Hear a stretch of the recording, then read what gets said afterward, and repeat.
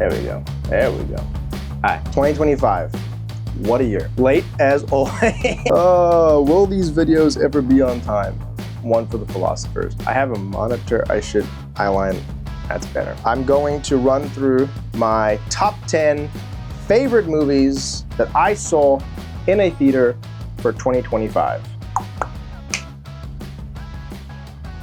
Honorable mentions: Materialists, Eternity, Warfare, Wake Up Dead Man, Cutting Through Rocks. This is a documentary that my girlfriend took me to see at the Windsor International Film Festival. It's probably my first documentary I've ever had on my top 10 lists. I've never really watched a lot of them growing up or even now. So if you guys are looking for a good watch, I don't know when it'll be available for streaming, but Cutting Through Rocks was a very, very good documentary. So without further ado, in 10th place, Avatar: Fire and Ash. I don't know why everyone is so hell-bent on like crapping on the Avatar franchise. It is sort of the same sort of story structure, but the spectacle and the investment I have in Pandora is genuine. And getting to see it in, a digital IMAX theater with the surround sound and the 3D, you really just have to go for the experience. 9, Presence. Oh my goodness. What an incredible, just slow-paced horror film. I guess it's counted as a horror. I saw it very early in 2025. It was made in 2024, but I only got to see it in 2025. The rule for this list is it has to be a new movie that I saw in the new year in a theater. So I'd never count streaming films. I don't count anything I see. Even if it did come out in 2025, this list sort of helps me to be accountable with going to the theater and making sure that I stay true to that experience. 2025 was the year I got into Steven Soderbergh. I'd never really seen his filmography before, but I saw Ocean's 11, loved it. And I also saw his other film, Black Bag, that was very close to an honorable mention. But Presence really, really blew me away. For anyone who hasn't seen it, I don't want to spoil it. I think the poster is incredible. It's a great poster. Number 8, F1. This movie gave me a different appreciation for the sport. I never really understood F1, I will be honest. I always thought it was a bit of an overhyped sport. But you watch F1, you're in that car, and man, you really do feel like you're flying. I don't regret saying that, but Number 7, Bring Her Back. Not much to say on this. If you are interested in a really grotesque horror film, spiritual horror to be exact, this is your movie. Incredible performance from Sally Hawkins and the kid actors as well. Well written, well paced, in and out. I mean, this movie is what? Yeah, 104 minutes. It's not that long.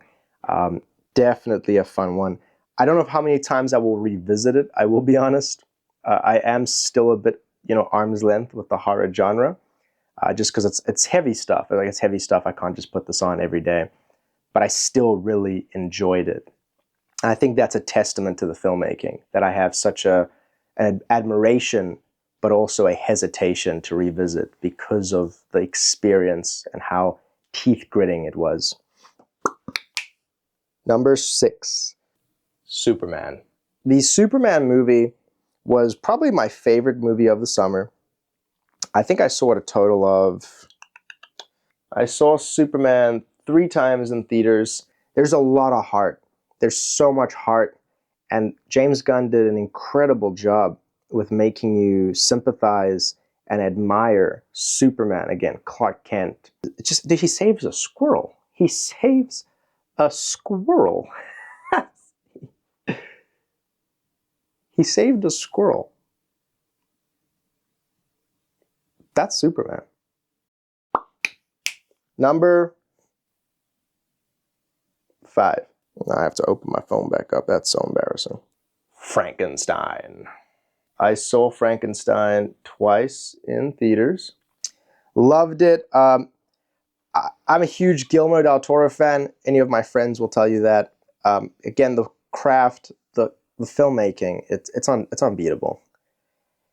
It's just the practical effects. They're so gross and grotesque and artistic and aesthetic, and just, I actually wasn't expecting as much action as there was in the movie. There was quite a bit more action sequences and set pieces. And I mean, that's just, you know, I don't think Guillermo can help himself. I think he does want to show us the physicality of such a creature. But my favorite moments really were the sweeter stuff. You know, Frankenstein really showing us his humanity. I loved it enough to make it number 5. So I hope that Guillermo del Toro, on whatever journey he's taking now as a director, he has said he's going to step back from the monster thing. I don't buy it. I don't think anyone else buys it. Dude, he's the king of monsters. Guillermo, you're the king of monsters. Don't write it off completely. Do some other stuff, but come back. Because your fingerprint on this genre is just so copacetic and beautiful. And I'm really glad that I got to grow up with your films. I mean, I have a Hellboy statue right over here. Check what my lady got me. Fucking love this thing. I've always wanted a Hellboy action figure like this. We found one at a comic book store in Windsor. I accidentally broke off the arm. If anyone knows how to fix this so I can get his arm like back on him, you know, that would be awesome. Just to show you, like, I'm a big Guillermo del Toro fan. I'm kidding. Nah. Number 4, One Battle After Another. Paul Thomas Anderson really just dropped a fat one with this movie. I think it is such a powerful movie. It has a lot to say, but I've looked at the online discourse and it doesn't seem like everyone has the same, you know, idea. Like, it doesn't seem like everyone can agree what the movie is trying to communicate, because it may feel clear, but it also doesn't.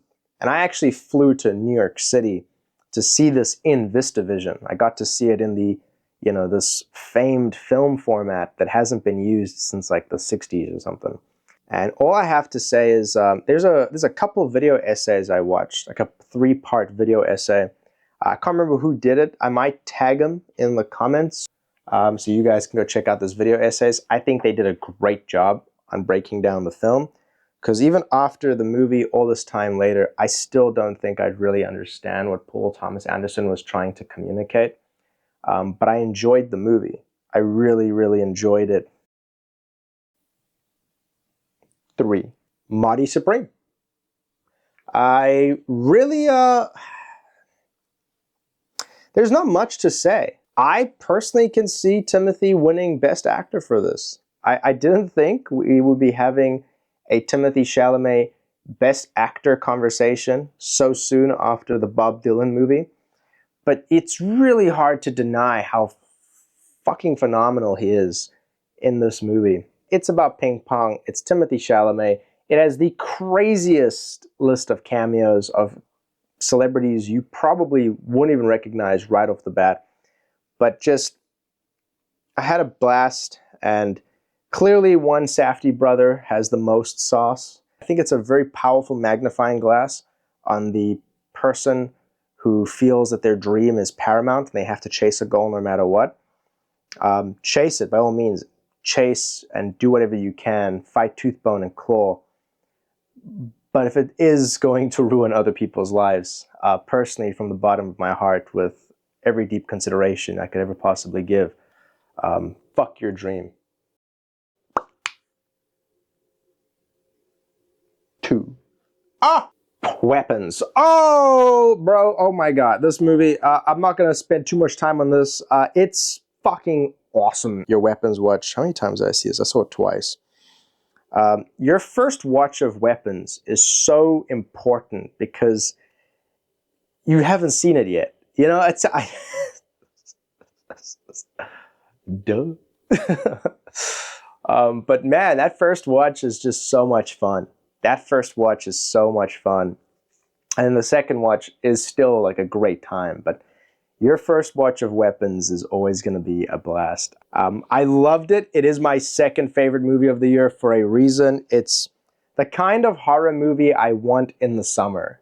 You know, big and with a good mystery at the heart of it, keeps your heart pounding, makes you want the protagonist to win. But then I also don't like any of the characters. They all got issues. It's a mess, but it's a beautiful mess, and it's inspiring. And guys, with that, last but not least, if you're still watching, you're probably saying one movie has been left off the list, and there's no way that movie wouldn't be on this list. And so yeah, guys, you guessed it. Yeah, you're smart. You're a smarty little pants. You're a smarty little Marty. All right, you're a smarty Marty. You're a smarty Marty Supreme. Sinners. I saw Sinners 6 times. That's a lot. That's a lot of times to watch a movie. The first time I saw it was in IMAX. I actually drove down to Indiana. I saw it in 1570 IMAX. All the other times were digital, except the last. The last time I took my girl to see it for the December re-release. When you see a movie as many times as I've seen Sinners in 1 year, you don't really know where to start. I don't know what to say that hasn't been said. This movie has had a lot of discourse. It's been very, very popular. It's a movie that we needed right now. It has everything that a blockbuster should, but everything that a horror film needs. And on top of that, everything that makes me love a movie. I saw a few people on like LetterBoxd complain that the movie really takes its time to get going. I don't understand that criticism. I really don't get it. You know, my 2 favorite things that I love about a movie is I love a movie where I know what the stakes are and I love the motives. And I know the motives. I know how the relationship between the stakes and the motives affect the character. Because those movies are so good. You know what the character wants, and you may very well want it with the character or want it for the character. But then, of course, all the obstacles in between, that's what makes it compelling. How the hell are they going to get this juke joint going? You know, how the hell are they going to turn a profit? How the hell, like, I don't want to spoil the movie, but, you know, by the time the supernatural element kicks in, I'm so invested in this movie as a period piece about these characters trying to do something that's very difficult for them in that time that I wouldn't have been disappointed if that was the entire movie. I would have been really content because I felt safe in Ryan Coogler's hands. I felt like I could depend on his vision to keep me invested and to take me further with these characters. And then that takes me to my second thing I love about a movie. I love when a movie changes and it changes for the better. I love that feeling of when I'm watching a movie, I'm in the movie, I'm excited about the movie, this movie's good, love this movie, and then all of a sudden something happens, and then I'm like, this movie just changed. Oh, this is like another type of movie. This movie's completely different now. Still the same characters, same sort of story, but now something's changed where, you know, arguably if someone were to watch Sinners, I know there's hints to the supernatural in the beginning, but up until that very first scene, and I think people know what scene I'm talking about, where it's super clear that there's something supernatural, I think you could genuinely fool people into thinking they're going to watch like a really compelling period piece. There's one scene in Sinners that everyone knows that's worth the price of admission alone. And so I really, really enjoyed that. That was my top 10 favorite movies that I saw in a theater in 2025. It took me a while to drag my feet with this. I've been thinking about this video for a while. I don't rate movies. I don't rate them out of stars or letters. I always thought that that stuff was kind of tacky. My feelings have always been, you know, you wouldn't rate Picasso or Monet or Van Gogh or Leonardo da Vinci. If you won't rate an artist and their work because it's considered a masterpiece, what makes you feel like your 3 out of 5 perfectly sums up a movie? You know, it's just too disputed. There's no objective way to rate a movie. I'm happy to rank movies. I think you can have a favorite movie. I think you can definitely like movies more than others. And I know I definitely dislike certain films.